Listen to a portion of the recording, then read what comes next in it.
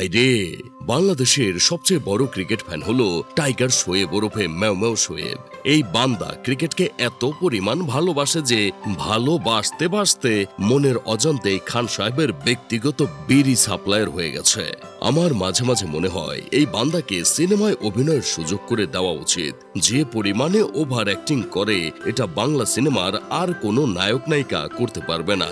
প্রায় সময় দেখা যায় বিভিন্ন সাংবাদিকরা ম্যাও ম্যাও শোয়েবকে খেলা বিষয়ে প্রশ্ন করে, আর এই বান্দা এমন ভাবে খেলা বিশ্লেষণ করে মনে হয় Ricky Ponting, Harsha Bhogle, Mark Taylor তার কাছে দুধ ভাত। খান সাহেব একদিকে বিসিবির চেয়ারে বসেছে আর অন্যদিকে ম্যাও ম্যাও শোয়েব একটা পাঞ্জাবি বানিয়েছে, যেটার সামনে পেছনে দুই দিকেই খান সাহেবের ছবি।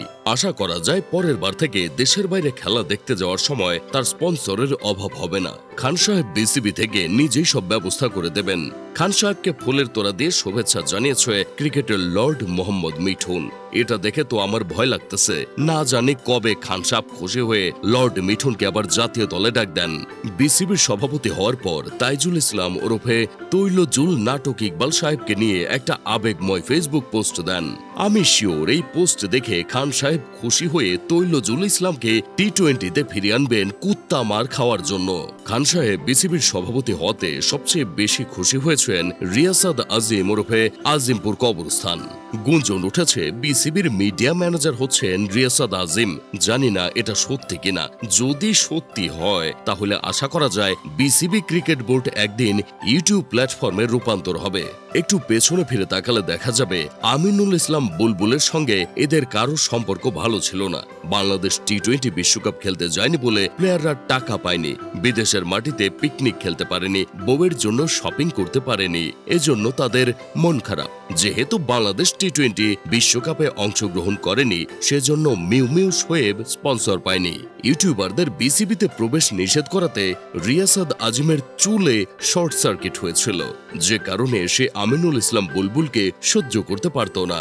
সত্যি কথা বলতে আমিনুল ইসলাম বুলবুল সবচেয়ে বড় ভুলটা করেছে বাংলাদেশে এসে কাউকে তেল না মেরে সৎভাবে কাজ করতে গিয়ে। উনি মূলত ঢাকা কেন্দ্রিক ক্রিকেট কাঠামো ভেঙে সেটিকে সারা দেশে ছড়িয়ে দিতে চেয়েছিলেন। তার চিন্তায় ছিল টেকনাফ থেকে তেঁতুলিয়া পর্যন্ত প্রতিভাবান খেলোয়াড়রা যেন স্থানীয় পর্যায়ে সুযোগ পায়। এজন্য তিনি বিভাগ ভিত্তিক বিসিবি কার্যক্রম চালু, আঞ্চলিক টুর্নামেন্ট আয়োজন, জেলা স্টেডিয়ামে নিয়মিত খেলা এবং স্থানীয় লিগ চালুর পরিকল্পনা করেছিলেন।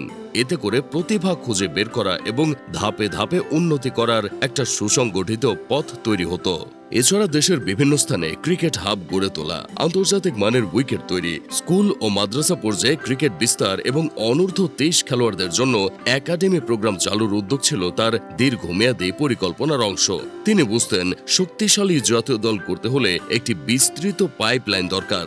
শুধু খেলোয়াড় তৈরি নয়, ধারাভাষ্যকার, আম্পায়ার, ম্যাচ রেফারি এবং সংগঠকদের মান উন্নয়নেও তিনি কাজ শুরু করেছিলেন। কিন্তু ক্লাব রাজনীতি, অভ্যন্তরীণ দ্বন্দ্ব ও স্বার্থান্বেষী গোষ্ঠীর বাধায় তার অনেক উদ্যোগই থেমে যায়। সব মিলিয়ে উনি একটি টেকসই ক্রিকেট সিস্টেম করার স্বপ্ন দেখেছিলেন, যা সময় ও সমর্থন পেলে বাংলাদেশের ক্রিকেটকে আরো শক্ত ভিত্তির উপর দাঁড় করাতে পারত।